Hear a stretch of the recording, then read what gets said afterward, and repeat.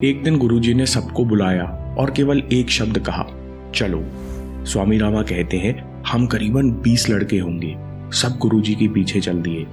गुरुजी हम सबको तुंगभद्रा नदी के किनारे ले गए और कहा, जो ये नदी को तैरकर पार करेगा वही मेरा शिष्य होगा।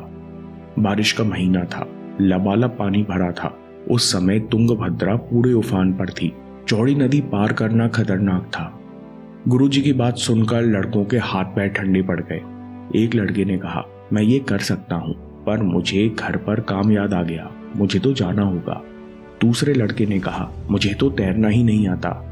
तीसरे ने कहा, नदी में मगरमच्छ है, वो नदी पार करने से पहले हमें खा जाएंगे। सब लड़के बहाना बनाकर पीछे हट गए, लेकिन स्वामी रामा बिना कुछ कहे नदी में कूद गए। गुरुजी बैठकर स्वामी जी को देखने लगे। नदी में मगरमच्छ थे, पानी का वेग तेज था, नदी चौड़ी थी। प्रयास करते करते वे खतरनाक नदी पार कर गए। चुनौती से ताकत पैदा होती है। स्वामी रामा कहते हैं, मुझे नदी की चिंता नहीं थी। जैसे ही मेरे गुरु के मुंह से शब्द निकले वैसे ही मुझे पूरे करने थे। मेरे मन में एक पल का भी संशय नहीं था।